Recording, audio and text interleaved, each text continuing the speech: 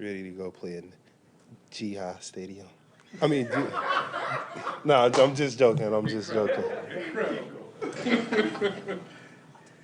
Chris, what are the vibes like in practice this week?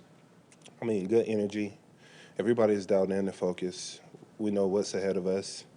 We know the challenge in front of us, and we're prepared.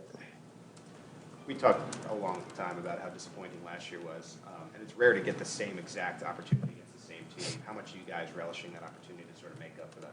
Listen, God is good, man. It's like a full 360, right?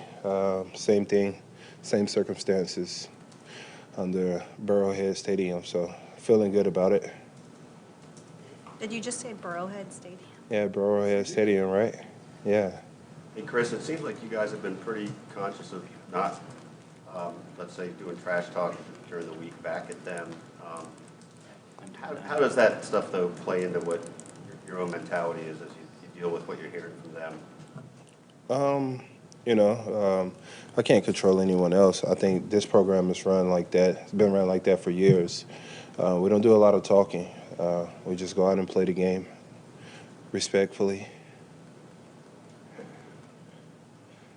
Chris, is there something you can kind of put your finger on why they've gotten the best of you in these close games the last three?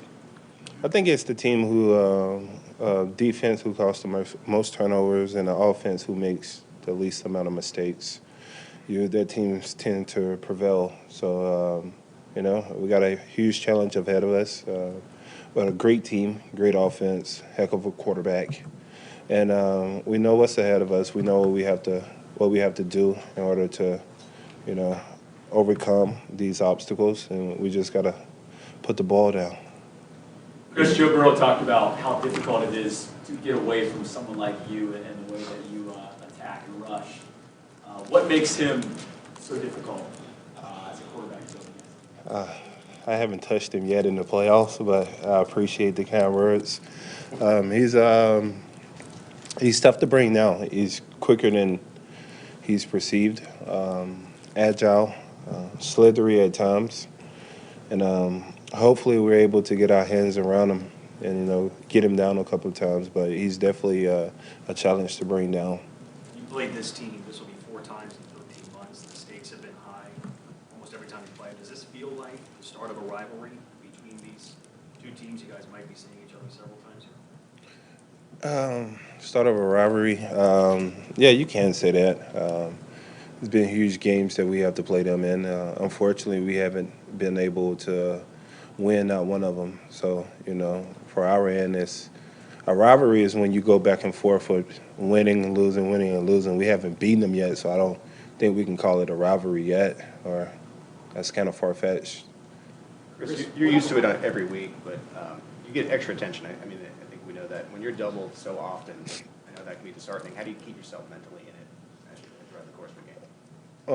Me double means the other guys around me are able to get single blocks, and I'm able to open up the game for a lot of individuals on the line. So, when you take the me out of it and the selfish aspect out of it, you're freeing up your teammates, and it's not meant for you to make all the sacks all the time as much as I would love to, or make all the plays all the time. Sometimes it's about you freeing up other players so, they can excel.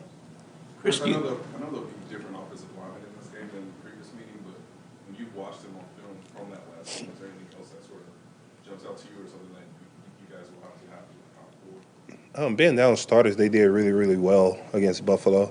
Buffalo has a really, really good defensive line to me. Ed Oliver, Jordan Phillips. They don't have their main guy, Von Miller, but they have a lot of quality guys on their defensive line. And, being down 3 offensive line and going in, and I don't think he gave up over 2 sacks. I mean, that's tremendous. That's a remarkable job to those guys. All off to those guys, man. They're blocking their tails off. Chris, is your buddy Frank Clark playing better football now than you've seen him since he's been to Kansas City? I wouldn't say that. I think he's speaking at the right time. Coach Reed talks about it throughout the year, making sure we peak throughout the season towards the end of the season and going to the playoff, you playing your best football. And I think that's the way the trends goes when you want to, get to this level and when you're playing these games in January and February. And Frank has been playing out of his mind, run game, pass game, and he's doing what he's been doing for years in the playoffs. His name in the playoffs speaks for itself.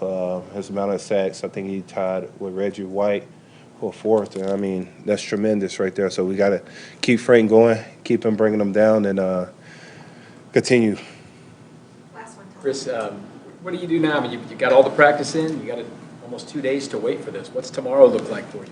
Rest, watch a little more film, see what else I can pick up, and eliminate all distractions. Take care. See y'all at Burrowhead Stadium.